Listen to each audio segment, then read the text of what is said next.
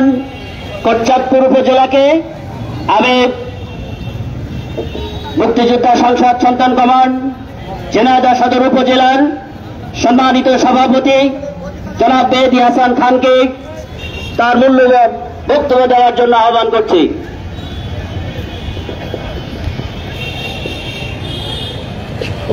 বিসমিল্লাহির রহমানির রহিম। মুক্তিযোদ্ধা সংসদ সন্তান কমান্ড ঝিনাইদহ জেলা শাখা কর্তৃক আয়োজিত আজকের মানববন্ধন এবং বিক্ষোভ সমাবেশে উপস্থিত আছেন ৭১-এর রণাঙ্গনের সেই বীর মুক্তিযোদ্ধাগণ, যারা তাদের জীবন যৌবন রক্তের বিনিময়ে আমাদের জন্য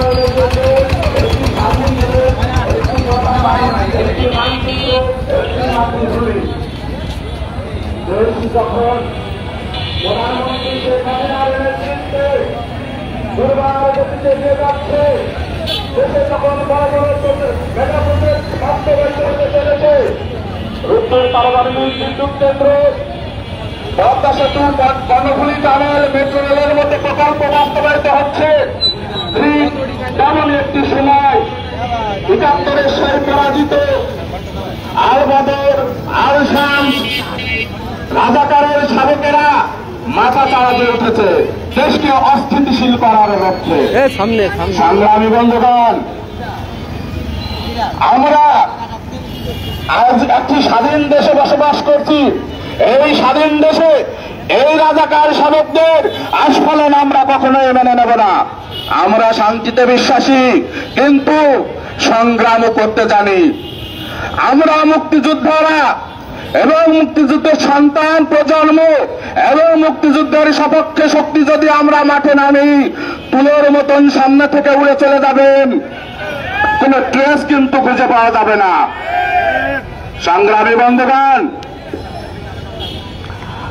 আমরা বলতে চাই, মুক্তিযোদ্ধার সন্তান হিসাবে জন্মসূত্রে এই রক্তে কিন্তু শুধু আগুন নয়, বারুদ মেশানো আছে। কোন রকম কোন আস্ফালন করলে এই বারুদ কিন্তু বিস্ফোরিত হবে, চিহ্ন খুঁজে পাওয়া যাবে না। আপনারা আদালতের বিচারাধীন একটি বিষয়, যেটা আদালতের মীমাংসা করা সম্ভব, আপনারা সেই বিষয়টাকে নিয়ে ঘোলা পানিতে মাছ শিকারের চেষ্টা করছেন। আমরা কিন্তু আপনাদের ছাড় দিব না।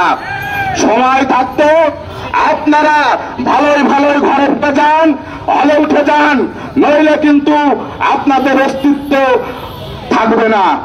সংগ্রামী বন্ধুগণ, আমরা জেগে আছি, জেগে থাকবো। আজ মুক্তিযোদ্ধারা বেঁচে আছে, জেগে আছে মুক্তিযোদ্ধার সন্তানেরা অতন্ত্র প্রহরী হয়ে। সাবধান, সাবধান, আপনারা সাবধানে যান। জয় বাংলা, জয় বঙ্গবন্ধু, জয় হোক মুক্তিযোদ্ধাদের এবং মুক্তিযুদ্ধের সপক্ষে শক্তির। এ পর্যায়ে আপনাদের মাঝে বক্তব্য রাখবেন ঝিনাইদহ জেলা সাবেক মুক্তিযোদ্ধা কমান্ডার, ঝিনাইদহ জেলা আওয়ামী লীগের সাবেক সহসভাপতি জনাব মোহাম্মদ মকবুল হোসেন। মকবুল হোসেন কাকে মূল্যবান বক্তব্য রাখার জন্য বিনীত অনুরোধ করছি। সম্মানিত উপস্থিতি, আসসালামু আলাইকুম। আজকে অত্যন্ত দুঃখের সঙ্গে বলতে হয়, স্বাধীনতার ৫৩ বছর পরেও এই বাংলার মাটিতে আমরা মুক্তিযোদ্ধারা রাজপথে এসে আমাদের জন্য আমাদের কথা বলতে হয়। আমরা মুক্তিযুদ্ধে গিয়েছিলাম কোন অন্য কিছু আশাই না। আমরা মুক্তিযুদ্ধে গিয়েছিলাম কোনো ভাতা পাবার আশাই না, কোনো কুটা পাবো এই আশাই না। আমরা মুক্তিযুদ্ধে গিয়েছিলাম বঙ্গবন্ধুর ডাকে এই বাংলার মাটিকে মুক্ত করার জন্য।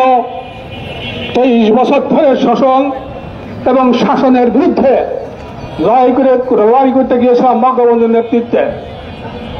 আমরা দীর্ঘদিন আন্দোলন সংগ্রাম করে, সশস্ত্র আন্দোলন করে, প্রতিরোধ যুদ্ধ করে এবং শেষে গেরিলা যুদ্ধ, পরে সম্মুখ যুদ্ধে যুদ্ধ করে আমরা পাকিস্তানিকে হটিয়ে বাংলাদেশকে স্বাধীন করি। সেই বাংলাদেশের মাটিতে আপনারা তো নিশ্চয়ই জানেন, পুলিশ বাহিনী চাকরি করে, আর্মিরা চাকরি করে, তারা সরকারের সাজোয়া বাহিনী।